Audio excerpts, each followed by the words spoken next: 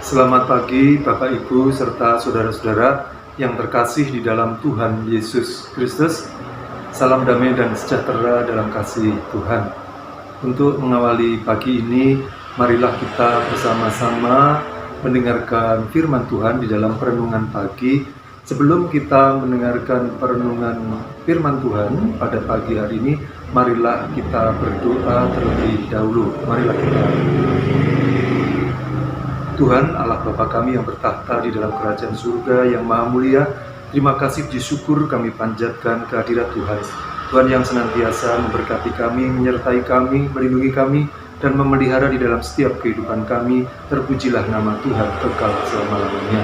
Tuhan, pada pagi yang indah ini kami akan mendengarkan firman Tuhan. Buka hati pikiran kami Tuhan, sehingga kami boleh menerima firman Tuhan dan kami menerapkan di dalam kehidupan kami sehari-hari. Karena kami percaya firman Tuhan adalah pelita bagi kaki kami dan terang bagi jalan kehidupan kami. Tuhan, bimbing berkati aktivitas kegiatan kami hari ini, dari pagi hingga malam hari dalam bimbing berkat Tuhan. Di dalam nama Tuhan kami Yesus Kristus kami berdoa dan mengucap syukur. Amin. Bapak Ibu serta saudara-saudara yang terkasih di dalam Tuhan Yesus Kristus, untuk landasan firman Tuhan pada perenungan pagi hari ini terambil dari Lukas 7 ayat 31 sampai dengan 35.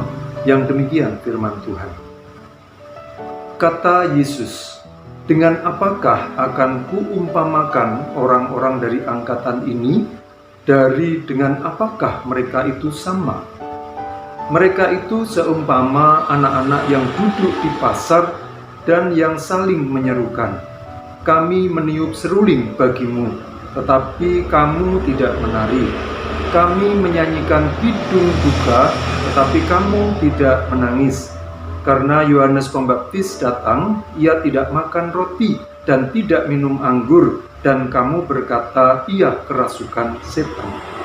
Kemudian Anak Manusia datang, ia makan dan minum, dan kamu berkata, 'Lihatlah, ia seorang pelahap dan peminum, sahabat pemungut cukai dan orang berdosa.' Tetapi hikmat dibenarkan oleh semua orang yang menerimanya." Bapak Ibu serta saudara-saudara yang terkasih di dalam Tuhan, demikian landasan firman Tuhan dalam perenungan pagi hari ini yang terambil dari Lukas 7 ayat 31 sampai dengan 35. Berbahagialah mereka yang mendengarkan firman Tuhan, memelihara dan melaksanakan di dalam setiap kehidupannya. Haleluya. Kami akan ulangi untuk pembacaan nats yang kami ambil dari ayat 35 yang demikian. "Tetapi hikmat dibenarkan oleh semua orang yang menerimanya." Apa itu pengertian hikmat? Hikmat adalah kebijakan. Hikmat adalah kearifan. Hikmat itu adalah datangnya dari Tuhan, yang diberikan Tuhan kepada manusia, supaya manusia menjadi orang yang berhikmat. Dalam pengertian menjadi orang yang berhikmat, di sini manusia itu supaya melakukan segala perintah dan kehendaknya. Bapak Ibu serta saudara-saudara yang terkasih di dalam Tuhan Yesus Kristus, ada beberapa ungkapan tentang hikmat yang salah atau keliru.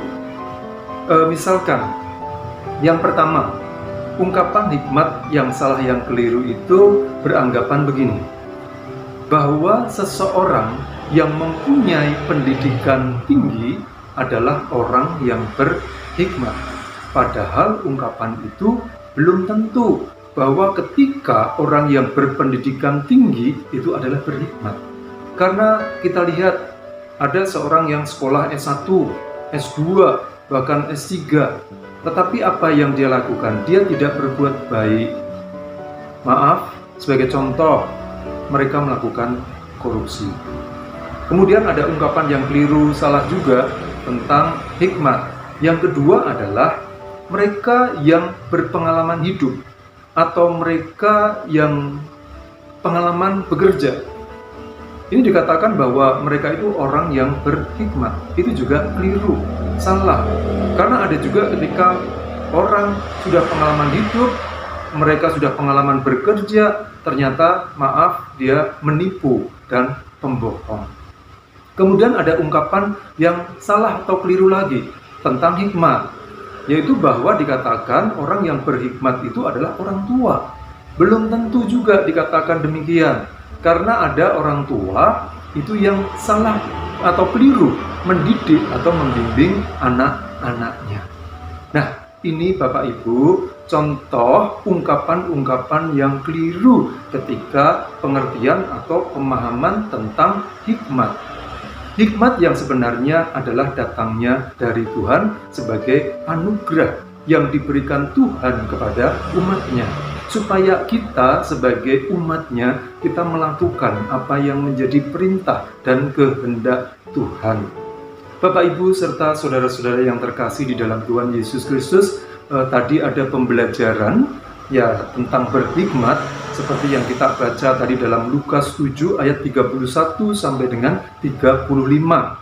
Dan nats yang kita ambil di sini adalah 35 tentang hikmat. Bapak Ibu, di dalam perumpamaan tadi disampaikan oleh Tuhan Yesus, diumpamakan adalah anak-anak yang sedang duduk di pasar, kemudian dia menyerukan apa? Bahwa ketika suling dimainkan tidak ada yang menari, kemudian ada kidung duka, tidak ada yang menangis. Terus kemudian Yohanes Pembaptis, dia tidak makan, minum anggur, dikatakan sebagai kerasukan setan. Kemudian datang Anak Manusia ke dunia ini, dia makan, minum anggur, dikatakan sebagai pelahap dan peminum. Bahkan sahabat orang-orang cukai. Kemudian bersahabat dengan orang-orang berdosa. Nah, ini sebagai suatu bentuk bagaimana ketika kita harus merespon supaya kita itu menjadi orang-orang yang berhikmat. Karena menjadi orang-orang yang berhikmat ini memang benar-benar supaya kita itu melakukan apa yang menjadi perintah dan kehendak Tuhan. Marilah Bapak, Ibu, serta saudara-saudara yang terkasih, kita merespon panggilan Tuhan ketika Tuhan memberikan kasih karunia, anugerah tentang hikmat, supaya kita itu menjadi manusia-manusia yang berhikmat.